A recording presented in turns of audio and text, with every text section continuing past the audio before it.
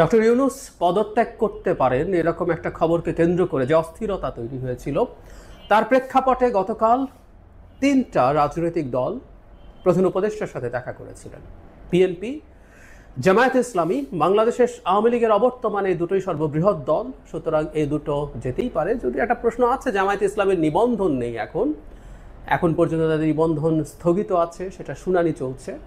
আর এনসিপিও গেছে, এনসিপিরও নিবন্ধন নেই এবং এনসিপি কোন বিবেচনায় এতটা প্রায়োরিটি পায় এই প্রশ্ন আছে।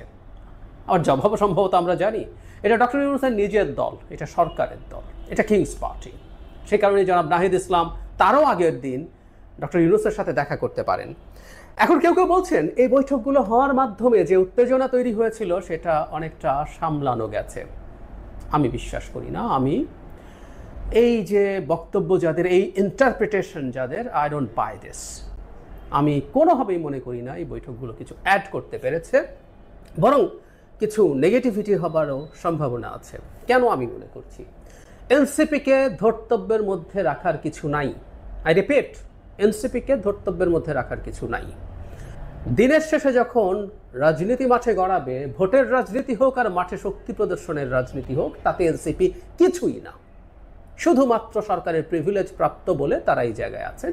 আর আমাদের একটা সহানুভূতি অনেকেরই আছে, আমার নিজেরও আছে। এখানে যারা নেতৃত্ব দিচ্ছেন তারা এই জুলাই আগস্টে যে গণ অভ্যুত্থান তাতে গুরুত্বপূর্ণ ভূমিকা পালন করাদের মধ্যে আছেন, আরও অনেকে করেছেন, তারা তার মধ্যে আছেন। সেই কারণে বাকিদের কথা আমরা যদি মনে করি, জামায়াতে ইসলামী বা বিএনপি, বিশেষ করে এই মুহূর্তে বিএনপির সাথে সরকারের ইন্টারাকশন কি আমাদের ট্রাস্টের ডেমোক্রেটিক ট্রান্সফরমেশন সেটার উপর ডিপেন্ড করে। আরও যদি যোগ করতে চাই, সরকার, বিএনপি এবং সেনাবাহিনী, বাংলাদেশে এই মুহূর্তে এই 3টা জিনিসই সবচেয়ে বেশি গুরুত্বপূর্ণ। তাদের মধ্যকার যে ইন্টারাকশন, তাদের মধ্যকার যে সব কিছু মিলে একটা ইকুইলিব্রিয়ামের পয়েন্টে পৌঁছা, এটার উপরে ডিপেন্ড করবে। আমি জানি অনেকেই তাত্ত্বিকভাবে বলতে আসবেন মিলিটারিকে আলাদা এন্টিটি হিসাবে আমি দেখাচ্ছি কেন। আমি শুরু থেকেই বলেছি, এই গণ অভ্যুত্থান পরবর্তী সময়ে আমরা পছন্দ করি বা না করি, আমরা চাই বা না চাই, এই ধরনের একটা কিছুটা সেপারেট এন্টিটি মিলিটারির আছে।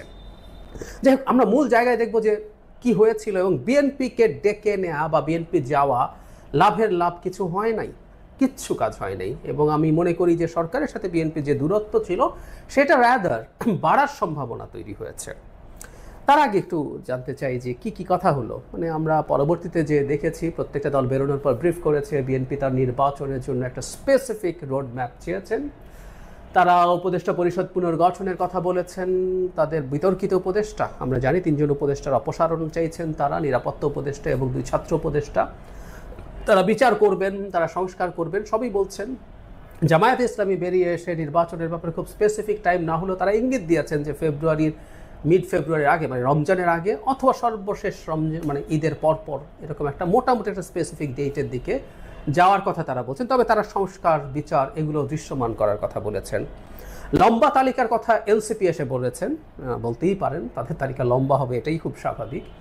তারা অনেক কিছু বলেছেন, তারা জুলাই সনদের কথা বলেছেন, তারা স্থানীয় সরকার নির্বাচনের কথা বলেছেন, নির্বাচন কমিশন পুনর্গঠনের কথা বলেছেন, আওয়ামী লীগের আমলে সব নির্বাচনকে অবৈধ ঘোষণা করার কথা বলেছেন। সো এই সবগুলো জিনিস আসলে তাদের কাছে এসছে। তো এখন এটা হলো তাদের দিককার বক্তব্য।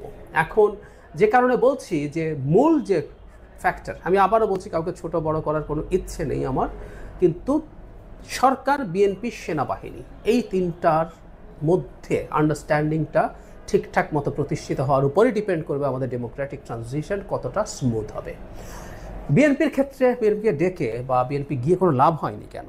মানে ডক্টর ইউনূস অত্যন্ত বাজে একটা বার্তা দিয়েছেন। ডক্টর ইউনূস হুইমজিক্যালি কাজ করেছেন তা মনে করি না, কিন্তু এই বার্তা উনি বিএনপিকে দিয়েছেন, জাতিকেও দিয়েছেন। সেটা হচ্ছে বিএনপির সাথে তিনি যখন বসেছেন, জনাব আসিফ মাহমুদ সজীব ভুঁইয়া, উপদেষ্টা পরিষদে যে কেউ থাকতে পারেন, আমরা আগে দেখতাম তার সাথে মিটিংয়ে সাধারণত সিনিয়র কোনো উপদেষ্টা, জনাব আদিলুর রহমান, জনাব আসিফ নজরুল, এই ধরনের লোকজন থাকেন। গতকাল আলী রিয়াদ ছিলেন ঐকমত্য কমিশনের, আর সাথে আসিফ মাহমুদ ছিলেন। আমরা খেয়াল করব বিএনপি যে লোকজনকে, যে সব উপদেষ্টাকে অপসারণের জন্য দাবি জানাচ্ছে, সেই সব লোকজনের মধ্যে সবচেয়ে বেশি, মানে যার সাথে প্রধান সংঘাত আমরা এভাবে বলবো, জনাব ইশরাক হোসেনের সাথে মূল সংঘাত হয়েছে জনাব আসিফ মাহমুদের, যিনি এলজিআরটি মন্ত্রী বা উপদেষ্টা, তাকেই তারা রাখার মাধ্যমে বিএনপিকে প্রমাণ বলে দিলেন যে তোমার কথার কোনো পাত্তা টাত্তা আমি আসলে দেব না। বিএনপির কথা পাত্তা নাও দিতে পারে, কিন্তু এই যে আসিফ মাহমুদকে এখানে রেখে বিএনপির সাথে মিটিংয়ে সরকার বিএনপিকে তাচ্ছিল্য করলো, সরকার বিএনপিকে বিদ্রুপ করলো, এটা বিএনপি, আমি আশা করি, আমি বিশ্বাস করি এটা বিএনপি বুঝতেও পেরেছে, বিএনপিগুলো বুঝতে হবেও। তারও আগে মিটিং চাওয়া হয়েছে, যেটা সবচেয়ে হাস্যকর ব্যাপার। এই ধরনের একটা সংকটের মুহূর্তে ইভেন বিএনপির প্রতিও যদি, বিএনপির প্রতি উনি গোসা করেছেন প্রধান উপদেষ্টা ফর শিওর, এটা আমরা দেখেছি। কারণ বিএনপি যখন, বিএনপি এভাবে স্পেসিফিকলি না বলে আমরা এভাবে যদি বলি, যারা ইশরাক হোসেনের সমর্থকরা যখন রাস্তায় নেমেছেন, রাস্তায় ব্লকেট দিয়েছেন, তখন ওনাদের খুব গোসা হয়েছে, আর কারো ক্ষেত্রে হয়নি। সো বিএনপির উপর যদি ওনার গোসা থেকেও থাকে, বিএনপিকে ডেকে তার কথা বলা উচিত ছিল।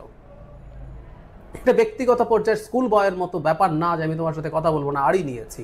বিএনপি দফায় দফায় তার সাথে কথা বলতে চেয়েছে, জামায়াতে ইসলামী চেয়েছে, শেষ পর্যন্ত দেওয়া হলো। এবং অবিশ্বাস্যভাবে যেদিন, মানে গতকাল যখন তাদের দেখা হবার কথা, সকাল থেকে আবার এটা ছড়িয়ে পড়েছিল যে সাক্ষাৎ নাকি নাও হতে পারে।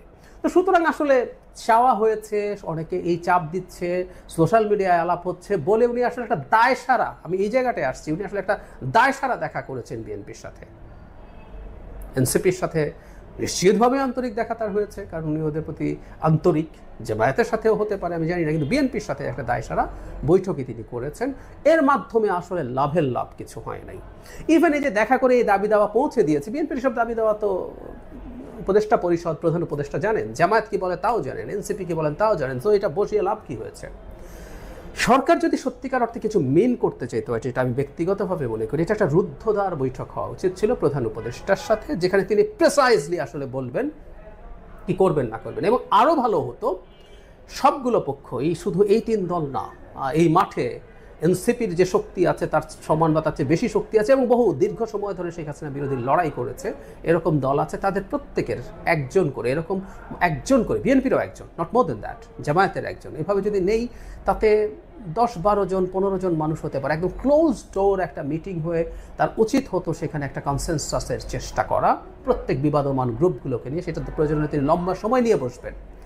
তিনি যদি সত্যিকার অর্থে চান যে এই সমস্যার সমাধান বা অন্তত উত্তেজনা প্রশমিত করবেন, তিনি সেটা চান নাই, তিনি সেটা চান না। আমি সকালে যে ভিডিও করেছি সেখানেই জানিয়েছি যে এটা এক ধরনের ইভেন হুমকিও আছে, যে তোমারই শুধু লোকটোক না, আমাদেরও জনগণ আছে। এবং এই জনগণের ইন্টারপ্রিটেশন, আবার কেউ কেউ গণভোটের কথা বলছেন, যে সেদিকে যাচ্ছি না, কিন্তু আমার মনে হয় এই জনগণ বলতে তিনি বোঝাতে চাইছেন তিনিও লোক নামাবেন মাঠে। মানে সরকার রীতিমতো বিএনপিকে চ্যালেঞ্জ দিচ্ছে, ধমক দিচ্ছে, এবং গতকাল বৈঠকে সেটা প্রমাণও করেছে। সুতরাং এই বৈঠকগুলো অর্থহীন। আমি মনে করি বাংলাদেশ সামনে শক্তি প্রয়োগের মাধ্যমেই পরস্পরের আলোচনা, মানে শক্তি প্রয়োগ মানে এই না আলোচনা বন্ধ করা, শক্তি প্রয়োগের মাধ্যমেই আলোচনার পথ তৈরি হয়। সরকার যেহেতু শক্তি প্রয়োগের মতো স্টেটমেন্ট দিয়েছে, আমার মনে হয় বিএনপিকেও তার মাঠের শক্তি দেখাতে হবে ইনক্রিজিংলি। সে মানে এই না যে অবরোধ করে ফেলতে হবে, তাদেরকে প্রচুর সমাবেশ করতে হবে, তাদেরকে সমাবেশের মাধ্যমে তাদের দাবি দাওয়া জানাতে হবে, সারা দেশে তাদের কত লোকজন আছে এইটার শোকেসিং সরকারকে করতে হবে। আমার মনে হয় এই সরকার খুবই বাজে ডিলুশনে ভুগছে যে অসংখ্য মানুষ তার জন্য নেমে যাবে। মানে প্রায় অনেকে বলেন যদি তাই হয়, এটা একটা ফানের মতো করে ফেসবুকে বলছেন, ডক্টর ইউনূস তো রিজাইন করছিলেন, তিনি রিজাইন করে এনসিপিতে জয়েন করে একটা ইলেকশন করুন, করে বিএনপির বিরুদ্ধে জিতে এসে যাবতীয় সংস্কার, পোর্ট, করিডোর যা যা দেয়া সেগুলো দিন। সরকার মনে করছে এটা মনে করলে এটা করতে পারত, কিন্তু সরকারও সম্ভবত জানে, কিন্তু ডিলুশনটা কেন আমি আসলে জানি না। সরকার একটা অত্যন্ত বাজে খেলার দিকে নেমেছে। সরকারের উচিত হবে, প্রধান উপদেষ্টার উচিত হবে, আবারও বলছি, সেনাবাহিনী এবং বিএনপি সরকার এর ট্রায়ো প্রয়োজনে তারা তাদের মতো করে আলোচনা করবে, বসে তারা ডিএসকালেট করবে। সরকার সেনাবাহিনীর সাথেও, সেনা প্রধানের সাথেও উত্তেজনা বাড়ানোর চেষ্টা করছেন। এগুলো কোনোটাই আমাদের জন্য ভালো ফল বয়ে আনবে না। এবং আমরা যদি এই বৈঠকের পর দেখি যে তারা অন্তত একটা সুনির্দিষ্ট রোড ম্যাপ, আমরা দেখেছি প্রেস সচিব আবারও সেই কাট অফ ডেট 30 জুন, এসব ফালতু আলাপ দিচ্ছেন, এসব আলাপের কোনো মানে নাই। ওনাদেরকে একদম বলে দিতে হবে এটা জানুয়ারির শেষ, ফেব্রুয়ারি মাঝামাঝি এরকম। ইভেন তারা যদি মনে করেন রমজানের পর হবেন, তারা এটা বিএনপি মানবে কিনা ডিফারেন্ট ডিসকাশন, তাদেরকে বলতে হবে যে এটা মিড অফ এপ্রিল হবে, এরকম কিছু একটা তাদেরকে আসলে বলতে হবে, বা ফার্স্ট উইক অফ এপ্রিল এভাবে বলতে হবে। এটা যদি না হয়, এটা যদি না দেখি, তাহলে আমরা বুঝবো আদতে তাদের কোনো আন্তরিকতা এই সমস্যা সমাধানের ক্ষেত্রে নাই। তারা পরিকল্পিতভাবে দেশটাকে অস্থিরতার দিকে দিচ্ছেন। আগে বলতাম সরকারের একাংশ, একটু রাগঢাক করে বলতাম, এখন বলবো ডক্টর ইউনূসের নেতৃত্বে এই সরকার এই কাজটাই করছে।